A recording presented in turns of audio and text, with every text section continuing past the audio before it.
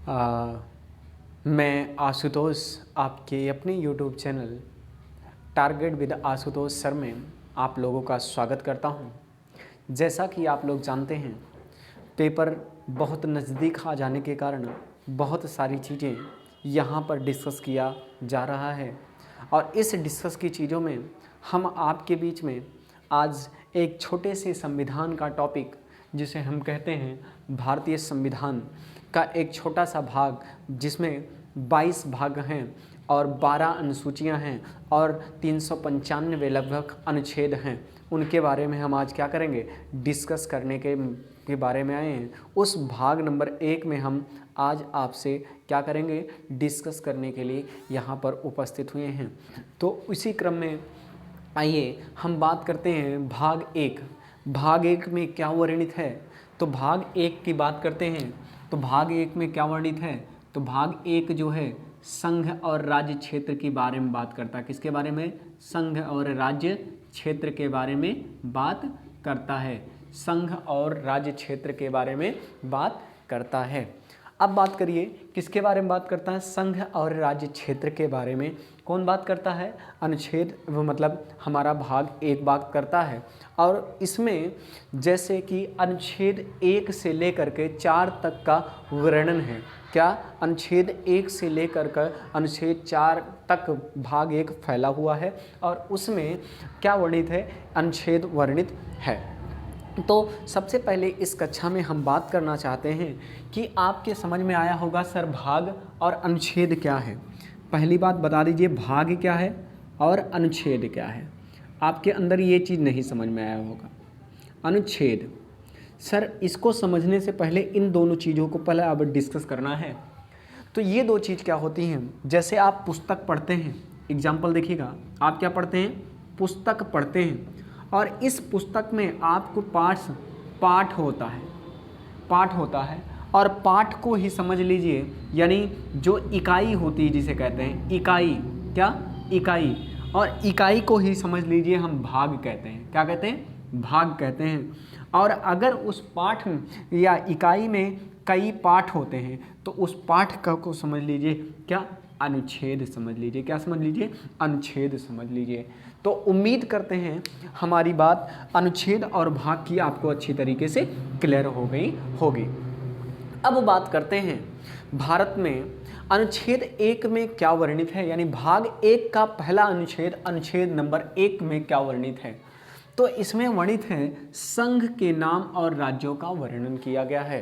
संघ के नाम और राज्यों का वर्णन किया गया है। अब बात करते हैं, अगर संघ का नाम है तो भारत को कितने नामों से जाना जाता है, तो भारत को यहाँ पर केवल 2 नामों से जाना जाता है। कितने नामों से, 2 नाम वर्णित हैं। अगर पूछा जाएगा अनुच्छेद 1 में कौन से 2 नाम वर्णित है, तो केवल 2 नाम वर्णित हैं। और पहला नाम क्या है, पहला नाम इंडिया है और दूसरा नाम क्या है, भारत है।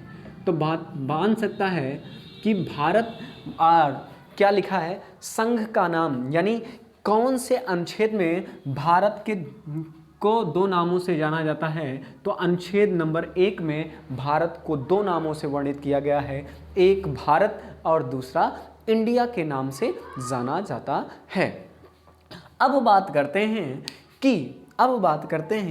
कि एक चीज लिखा है संघ, एक लिखा है संघ, अर्थात संघ का नाम, एक चीज आता है संघ। तो यहां से एक चीज और बात आती है, संघ यानी राज्य के प्रकार की बात कर लिया है, राज्य के प्रकार की बात कर लिया है, राज्य के प्रकार की बात किया है। तो बात करते हैं राज्य के प्रकार की, तो राज्य के प्रकार कितने हैं बेटा, 3 प्रकार के होते हैं। एक होता है यूनियन, एक होता है फेडरेशन, एक होता है फेडरेशन, एक होता है फेडरेशन, एक होता है क्या, कन्फेडरेशन। क्या होता है, कन्फेडरेशन। एक होता है कन्फेडरेशन, एक होता है यूनियन। तो आपने एक उदाहरण सुना होगा, एक होता है यूनियन, एक होता है कन्फेडरेशन, एक होता है क्या होता है यूनियन, एक होता है फेडरेशन, एक होता है कन्फेडरेशन। एक कन्फेडरेशन जो होता है एक शर्त के द्वारा जुड़ा होता है, किसी को एक शर्त के द्वारा जोड़ा जाए वो कन्फेडरेशन होता है। क्या होता है, कन्फेडरेशन होता है। अब ध्यान दीजिएगा, अगर किसी को शर्त के द्वारा, जैसे इस तीनों का एग्जाम्पल धनिएगा, जैसे आप एक दीवार बनाते हो, दीवार में जब तक आपके पास दीवार को मसाले न लगा के केवल ईंटा ईंटा रखा जाए, ईंटे ईंटे रखे हुए, केवल ईंटे ईंटे रखे हों, तो अगर केवल मसाला ना लगाया है, ईंटा ईंटा रखा हो, तो वो क्या होता है? कन्फिडरल। क्या होता है? कन्फिडरल। लेकिन ध्यान दीजिएगा, ये अगर इसी के बीच में मसाला लगा दिया जाए, क्या लगा दिया? मसाला, तब ये क्या होता है? फेडरेशन। क्या होता है? फेडरेशन। और अगर इसी के मसाले के साथ साथ इस पर हम क्या कर दें? प्लास्टर कर दें। क्या कर दें? प्लास्टर कर दें, तो यह क्या होता है? यूनियन। तो भारत हमारा कैसा है? हमारा भारत यूनियन है। अगर आप एक बार इंडिया से जुड़ जाते हो तो आप इससे अलग नहीं हो सकते। ये बात हमारा अनुच्छेद नंबर 1 कहता है। मेरी बात समझ गए होंगे। अब चलते हैं अनुच्छेद नंबर 2 के बारे में। अब लिखा है अनुच्छेद नंबर 2 में क्या लिखा है? नए राज्यों का प्रवेश एवं निर्माण। नए राज्यों को प्रवेश कर सकते हैं और इसके तहत हमारे यहाँ भारत में 15 अगस्त 1947 के बाद भी इसी के तहत से हमारे यहाँ कई राज्यों को, यानी 2-3 राज्यों को मिलाया गया है। उसमें एक राज्य जो है जिसका नाम है क्या, नए राज्यों का गठन होता है तो उसका नाम है सिक्किम। क्या नाम है? सिक्किम। ध्यान दीजिएगा, उसका नाम है सिक्किम। और सिक्किम की बात आती है, ये ध्यान दीजिएगा, ये आइए थोड़ा सा समझते हैं सिक्किम के बारे में और इसके गहन अध्ययन को समझने का प्रयास करते हैं, यानी सिक्किम के बारे में। ध्यान दीजिएगा, इस सिक्किम के बारे में हम समझने का प्रयास करते हैं। सिक्किम एक ऐसा राज्य है, जैसे इधर हमारा नेपाल पड़ता है, ध्यान दीजिएगा, इधर हमारा क्या पड़ता है? ध्यान दीजिएगा, ये सिक्किम है, ये क्या है? सिक्किम है। और ये इधर पड़ता है नेपाल, और इधर पड़ता है कौन सा? क्या पड़ता है? भूटान। ध्यान दीजिए, नेपाल और भूटान के बीच में सिक्किम था, और पहले ये भी क्या था? स्वतंत्र था। तब जब इधर देखा कि तिब्बत को कब्जा कर रहा है चीन, जब चीन करता है तो नेपाल, ये सिक्किम वाला सोचा कि नेपाल या भूटान हमें भी कब्जा कर लेंगे या चीन कब्जा लेंगे। इस कारण सिक्किम ने क्या कहा कि हम चलते हैं, भारत में मिलते हैं। तो भारत वाले ने कहा कि अगर हमारे साथ अब मिल जाओगे तो आप अलग नहीं हो सकते। तो सिक्किम ने कहा ठीक है, पहले इसको 35वां संविधान संशोधन किया जाता है। 35वां संविधान संशोधन किया जाता है। कौन सा? 35वां संविधान संशोधन के द्वारा भारत में क्या किया जाता है? सिक्किम राज्य को जोड़ा जाता है एक आर्थिक रूप से। लेकिन कुछ दिन जब बीतता है, 1 साल 2 साल 1961 के बाद में, तब सिक्किम राज्य को क्या कर दिया? 36वें संविधान संशोधन द्वारा पूर्ण राज्य का दर्जा दे दिया जाता है। किसको? पूर्ण राज्य का दर्जा दे दिया जाता है। राज्य का दर्जा दे दिया जाता है। दर्जा दे दिया जाता है। किसको दर्जा दे दिया जाता है? सिक्किम को। उम्मीद करते हैं कोई नए राज्य को प्रवेश कर लेना है, कोई नए राज्य को भारत में प्रवेश करना, ना कि किसी चीज को अलग कर देना। ठीक है, चलिए अब एक नया अनुच्छेद आता है, अनुच्छेद नंबर 3 की बात करते हैं। किसकी? अनुच्छेद नंबर 3 की बात करते हैं। वर्तमान समय में जो राज्य हैं उनकी नाम और सीमाओं में परिवर्तन करना। जैसे कुछ राज्य बहुत तोड़े गए, जैसे यूपी से क्या किया गया? उत्तराखंड को अलग किया गया। पहले यूपी में क्या था? उत्तराखंड था। यूपी को उत्तराखंड से अलग किया गया। और अभी आंध्र प्रदेश को तेलंगाना अलग किया गया।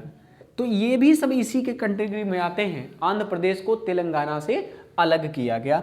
वो किस अनुच्छेद के तहत अलग किया गया? अनुच्छेद नंबर 2 के। अनुच्छेद नंबर किसके साथ किया गया?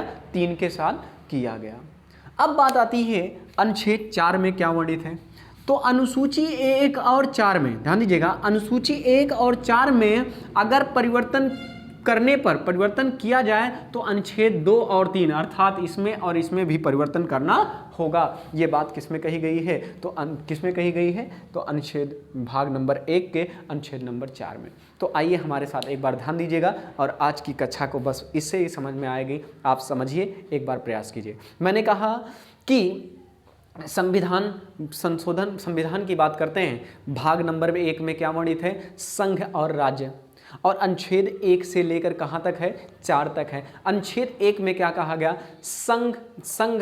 संघ का नाम और राज्य क्षेत्र की बात की गई। अनुच्छेद नंबर 2 में क्या कहा गया? तो अनुच्छेद नंबर में नए राज्यों का गठन किया गया। क्या किया गया? नए राज्यों का प्रवेश और उनका गठन किया गया। और नंबर 3 में, अनुच्छेद नंबर 3 में कहा गया जो नए राज्य हैं उनको भारत में कैसे मिलाया जाए। नए राज्यों को नए राज्य नहीं, जो वर्तमान राज्य हैं उनके वर्तमान राज्यों की सीमाओं में कैसे परिवर्तन किया जाए और उन परिवर्तन करके उनको कैसे भारत में मिलाया जाए। और अनुच्छेद नंबर अंत 4 में कहा गया कि जो भी अनुसूची नंबर 1 और 4 में वर्णित है उसमें अगर कोई परिवर्तन होता है तो उसमें ही उसी के अनुच्छेद नंबर 2 और 3 में भी परिवर्तन किया जाना चाहिए। ठीक है, आपको ये क्लास कैसी लगी कमेंट के माध्यम से ज़रूर बताइएगा।